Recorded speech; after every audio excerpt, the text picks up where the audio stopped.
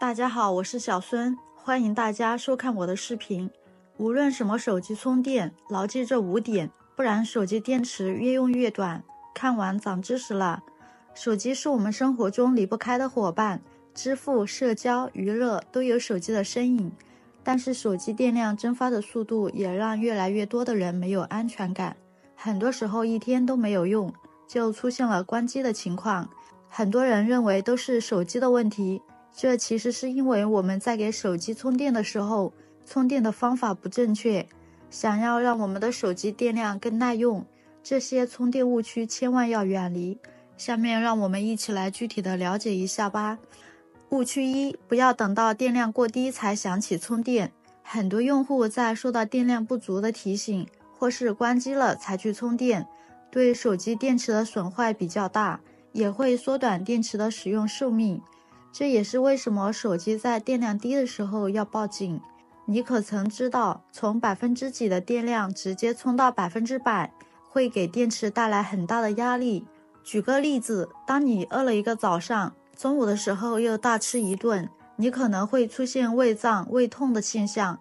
充电也是一样的道理，当手机彻底放电或用至关机再充电是错误的做法，因为会给锂电池造成极大的损耗。所以正确的做法，我们应该让它保持电量在20%到70%之间，随用随充，这样电池呢才会更加的耐用。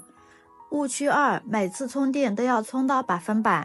或许你会纳闷，手机充电肯定要充满啊，怎么就成了一个误区了呢？虽然手机保持满电状态能够给一部分用户带来安全感，但对于手机电池来说可不是好消息。因为电池长期处于满电量或者是高电量的状态，会加速电池的老化。而很多手机用户都习惯于在晚上睡觉前给手机充电，让电量充到100%，手机一直在充，它待机状态也会消耗一定的电量，我们的手机就会出现反复充电的情况，这对于电池的伤害其实非常大。我们经常这样做，就会发现手机原本可以用2-3天的电量，现在只能用半天了。这是因为长时间这样充电才会导致手机不耐用，一般建议充到80%就够了。误区3，先插充电线再插充电器。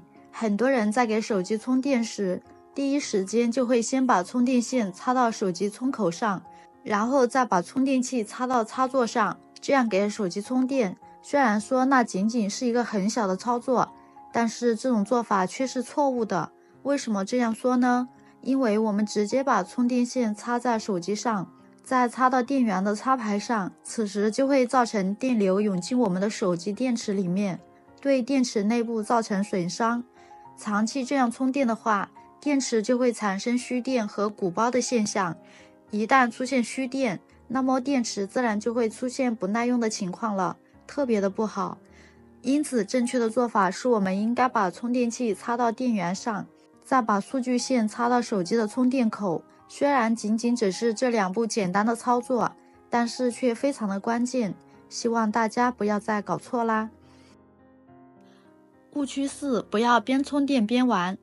如果我们在手机充电的时候继续玩，那这时候的耗电量是特别大的，因为手机的处理器负荷太大了，就会损害电池，而且手机会出现一边耗电一边充电，这样一边输入电量一边输出电量，对手机损害特别大。我们在玩手机的时候也能够感受到手机在发烫，所以在这种情况下不建议你玩手机，尤其是拿来玩游戏。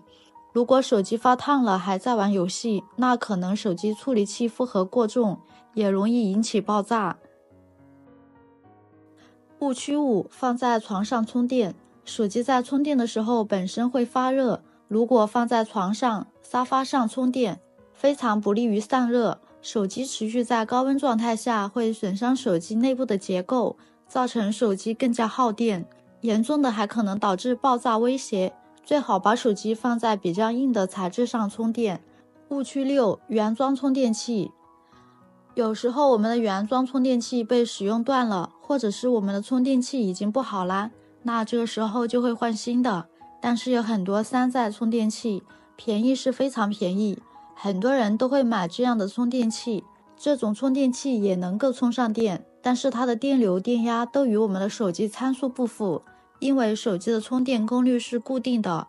如果购买功率太小或者是过大的充电器，会对手机造成损害。即使没有原装的充电器，也要尽可能选择通用数据线或具有定时断电功能的数据线。手机充满后，数据线上的电流也不会伤害到手机，从而更好地保护到手机电池。既然都说到了充电器，在这里再以手机充电器为例，教大家另外一个妙招。我们都知道，手机充电器就是有这个充电头跟充电线是可以分离的。那么在这里呢，它就有一个非常好的作用。首先，我们把充电头和充电器分离后，我们只留下这个充电头，将其放在桌面上，关键时刻可以用来做手机支架。平常大家用手机追剧的时候，如果没有手机支架，一直用手举着看会很累。遇到这样的问题，就可以将充电头放在桌面上，再将手机横着立在充电头的插头中间位置就可以啦。这样我们在用手机追剧的时候就能解放双手啦。而且手机充电头做手机支架也是很稳定，不用担心会滑落。虽然四处都可以买到手机支架，但我们去买个手机支架，最便宜的也要1-2块钱是吧？最关键的就是小小的支架经常会弄不见，那么我们用这个充电头做一个手机支架的话，绝对不会弄不见。随时想用的话，就随时再去拔下来放在桌上，特别的好用。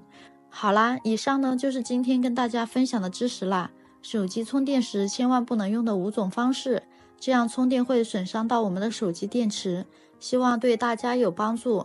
同时，对于这些给手机正确充电的方式，你知道几个了呢？赶紧去告诉身边的小伙伴吧，让他们也了解一下这些手机充电的小知识。好啦，今天的视频内容就分享完啦，喜欢我的视频的朋友们记得点赞、转发、分享哦。希望可以帮助到更多的朋友，感谢您的支持，我们下期再见啦，拜拜。